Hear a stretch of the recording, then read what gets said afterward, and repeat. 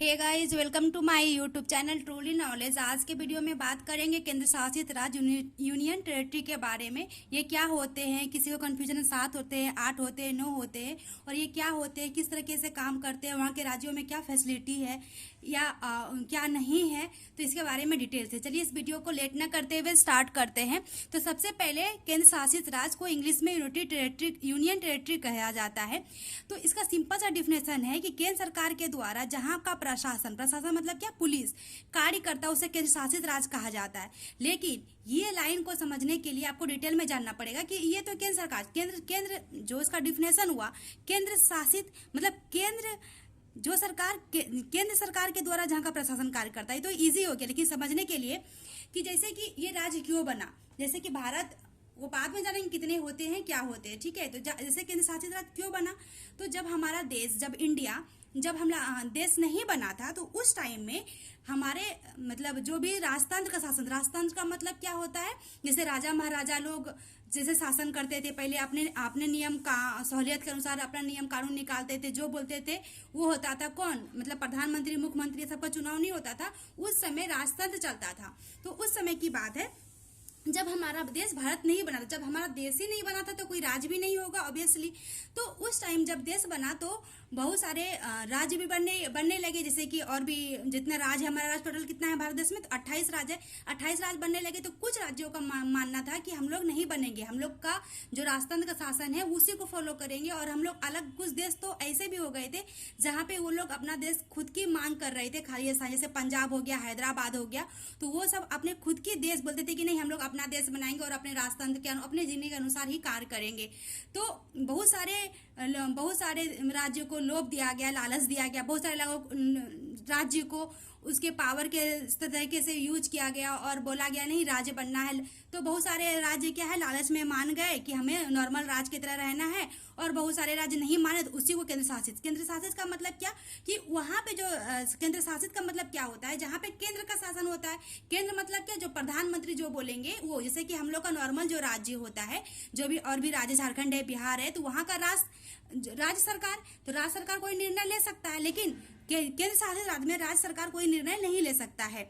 तो उस टाइम क्या होता है कि केंद्र शासित राज्य में बहुत सारे फैसिलिटी इसलिए होते हैं क्योंकि केंद्र की तरफ से भी पैसा मिलता है, तो उसको ज्यादा मतलब डेवलप बन जाता है, डेवलप एरिया हो जाता है। और ये लोग केंद्र शासित में बहुत सारे राज्य ऐसे, केंद्र शासित राज्य में 1-2 राज्य ऐसे भी हैं जिसको खुद का तिरंगा झंडा है। ये लोग हम लोग के जो तिरंगे झंडे भारत का है वो नहीं मानते। ये लोग अपना नियम कानून, वहाँ का जो व्यवस्था है रहने का है, या जमीन जायदाद की जो भी व्यवस्था है, वो अपने अनुसार का वो कार्य करते हैं, वहाँ का वो होता है।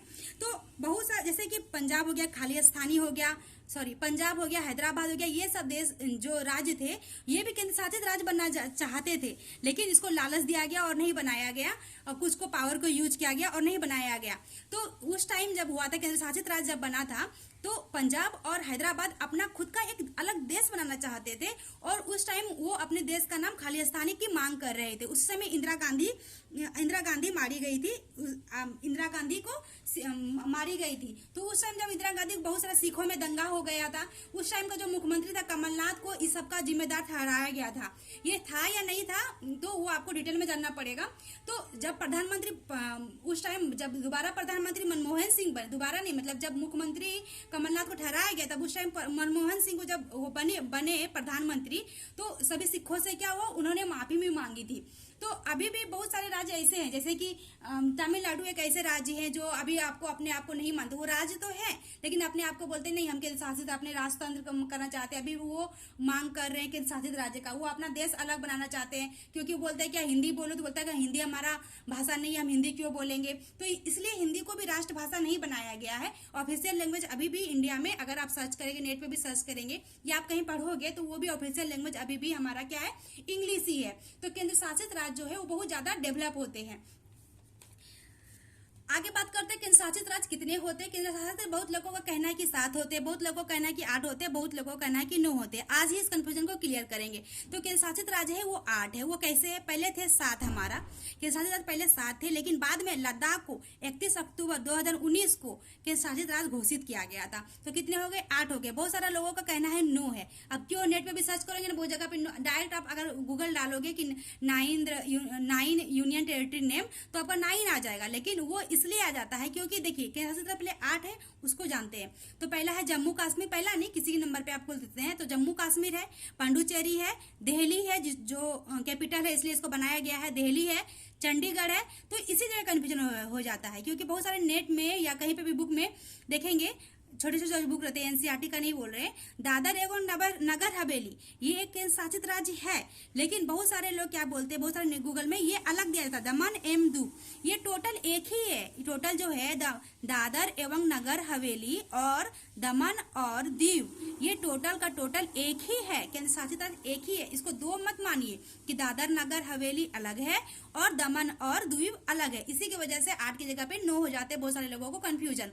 तो जानते हैं, चलिए जम्मू कश्मीर, पांडुचेरी, दिल्ली, चंडीगढ़, दादर एवं नगर हवेली, दमन एवं दीव, अंडमान एंड निकोबार, लक्षद्वीप और लद्दाख को तो रिसेंट बनाया गया 31 अक्टूबर 2019 में। तो ये थे शॉर्ट में केंद्र शासित राज्य के बारे में। अगर हमारी ये वीडियो अच्छी लगी हो, लाइक, सब्सक्राइब और शेयर जरूर करें। Thank you.